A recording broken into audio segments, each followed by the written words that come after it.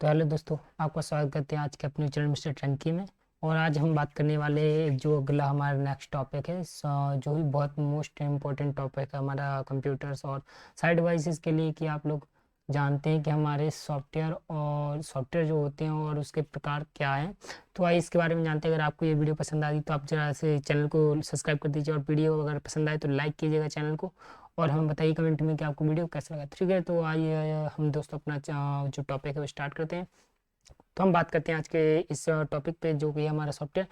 तो पहले हम आपको बता देते हैं कि जो सॉफ्टवेयर होते हैं वो एक तरह का सॉफ्टवेयर नहीं होता है। जो जैसे हमारी फेसबुक हो गया, ये सारे तरह तरह के हर चीज़ के लिए अलग ही सॉफ्टवेयर होते हैं। लेकिन ये सॉफ्टवेयर जो कहलाते हैं वो एप्लीकेशन सॉफ्टवेयर होते हैं। ठीक है, क्योंकि अगर किसी डिवाइस को अगर चलना होता है तो उसके लिए कोई अलग सॉफ्टवेयर होगा, और हर चीज़ के लिए अलग ही सॉफ्टवेयर बनाए जाते हैं। अगर ऑपरेटिंग सिस्टम हो गया, जैसे विंडोज़ हो गया, मैक ओएस, हर चीज़ के अलग ही एक सॉफ्टवेयर होता है। ठीक है, तो सॉफ्टवेयर को बेसिकली दो भागों में बांटा गया है। एक सिस्टम सॉफ्टवेयर होता है, एक एप्लीकेशन सॉफ्टवेयर होता है। ठीक है, तो अब बता दें कि सिस्टम सॉफ्टवेयर की पहचान कैसे होती है।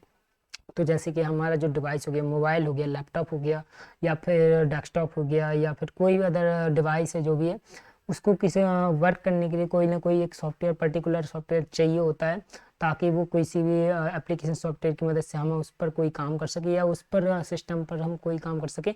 इसके लिए हम क्या होती है, जो सिस्टम सॉफ्टवेयर उसकी ज़रूरत पड़ती है।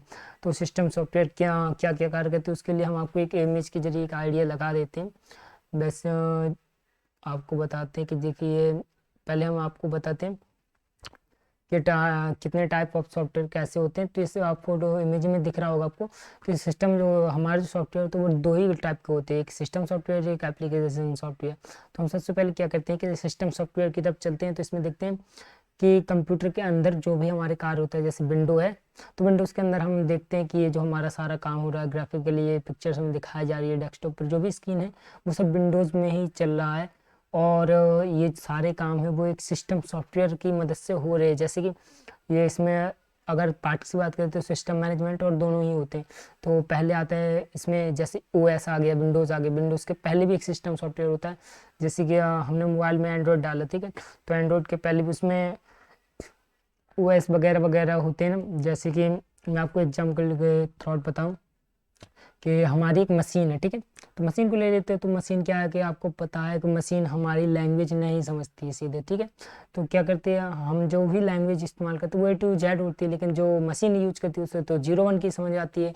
तो क्या करते हैं, उसको समझाने के लिए हम बीच में एक और सॉफ्टवेयर लगाते हैं, जिसे वो विंडोज़ के बीच में ओएस हो गया। जैसे कि ओएस में आपको और एग्जाम्पल बताता हूँ, मुझे शायद आई थिंक सिस्टम सॉफ्टवेयर के बीच में, जैसे कि यहाँ पर एक और इमेज आप देख पा रहे होंगे कि क्या होता है कि यहाँ पर यूजर्स है, ठीक है। तो यूजर्स को हार्डवेयर और सिस्टम के साथ में कनेक्ट कराने के लिए एप्लीकेशन सॉफ्टवेयर और ऑपरेटिंग सिस्टम की ज़रूरत होती है। तो क्या होता है कि जैसे हमने ये जो हमारा लैपटॉप है, इसमें हमने अपनी विंडोज़ डाली, ठीक है। बिना विंडोज़ के तो हम ऐसा नहीं हो सकता कि इसमें फेसबुक, व्हाट्सएप या कोई भी चीज़ जो हमें ज़रूरत है वो चला सकते हैं। चला सकते हैं कि आप बताइए, अगर आप चला सकते हैं? नहीं चला सकते ना, क्योंकि ऐसा होता है कि अगर एप्लीकेशन ऑपरेटिंग सिस्टम नहीं होगा हमारे पास, चाहे वो लाइनेक्स हो गया, विंडोज़ हो गया, मैक हो गया, एंड्रॉयड, कुछ भी होना हमारे पास होना चाहिए, तब जाके हम किसी एप्लीकेशन फेसबुक, व्हाट्सएप वगैरह की यूज कर सकते हैं, ठीक है। लेकिन अगर ऑपरेटिंग सिस्टम नहीं होगा तो हम किसी भी एप्लीकेशन सॉफ्टवेयर को ऐसे ही किसी जो डिवाइस में इंस्टॉल नहीं कर सकते, ना ही हम उसका यूज कर सकते हैं, ठीक है। तो ये हमारा ऑपरेटिंग सिस्टम के एक हार्डवेयर के बीच में, यूजर्स के बीच में इतना सारे कॉम्बिनेशन होता है, ठीक है। तो हमें ये समझ में आ गया कि एप्लीकेशन सॉफ्टवेयर क्या है। तो अब बढ़ते हैं कि हमारे जो सॉरी जो हमारे सिस्टम सॉफ्टवेयर वो आपको समझ में आ गए। अब हम बढ़ते हैं कि अपना जो अगला सेकंड है वो हमारा एप्लीकेशन सॉफ्टवेयर कहलाते हैं।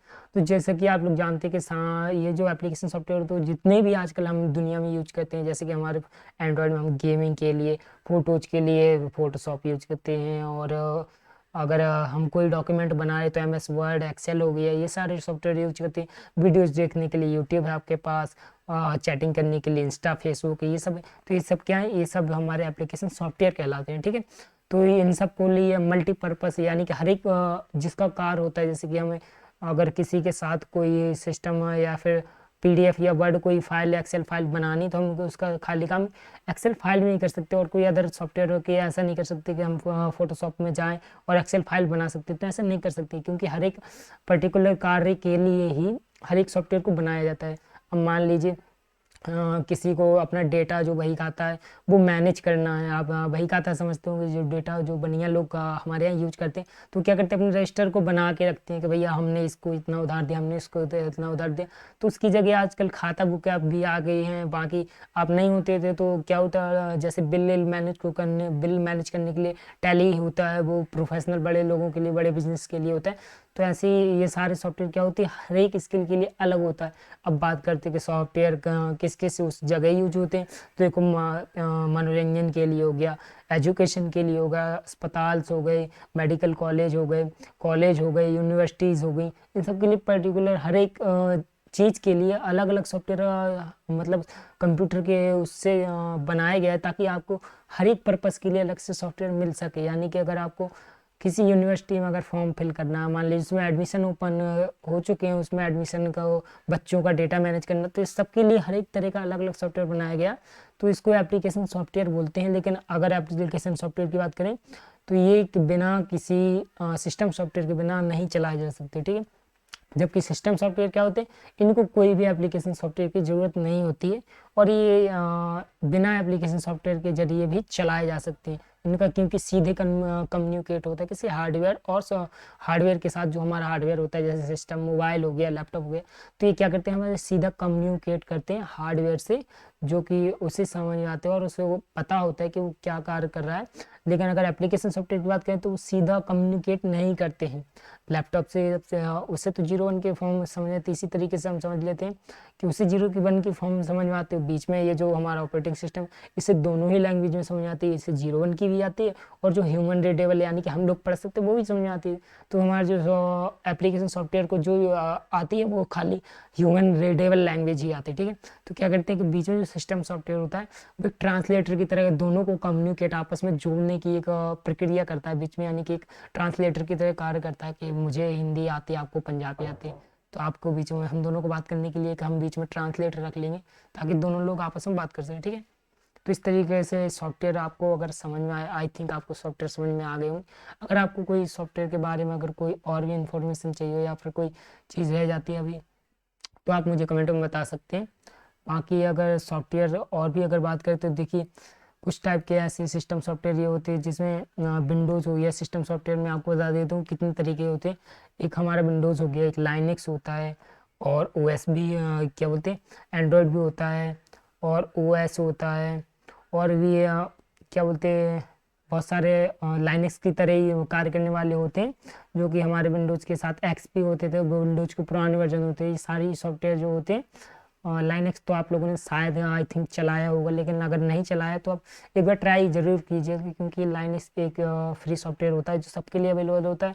उसमें आप अपने हिसाब से चेंजेस कर सकते हैं, जो भी आपको अगर आपको रिकॉर्डिंग नहीं आती तो आप कुछ नहीं करेंगे, लेकिन अगर आपको आगे हमारे साथ अभी जुड़े रहते हैं तो हम आपको नेक्स्ट लेवल में ले जाएंगे, ताकि आपको एक विंडोज़ से लाइनक्स में स्विच करने में कोई दिक्कत नहीं होगी, और आपको उसमें इतना मास्टर बना दिया जाएगा, इतना अच्छा बना दिया जाएगा कि आप उसमें हर चीज़, आई थिंक आप लोगों ने कहीं देखा होगा जो बड़े मल्टीपर्पज़ लोग होते हैं, मतलब जो ज़्यादा कंप्यूटर सिस्टम चलाने जाते हैं, वो कभी आपको बताएं बोलेंगे नहीं कि आप विंडोज़ यूज कीजिए, अब वो आपको बताएंगे कि आप लोग लाइनक्स यूज करो तो ज़्यादा बेटर रहेगी, क्योंकि उसमें आपको बहुत सारे काम कर सकते हैं। जैसे कि इसमें जो विंडोज़ में हो तो बहुत सारे रिस्ट्रिक्शन लगा के रखे होते हैं कि नहीं भाई, हमने तो यहाँ तक दिया, आप यहीं तक जा सकते हैं, इसके आगे आप ये नहीं कर सकते, वो नहीं कर सकते।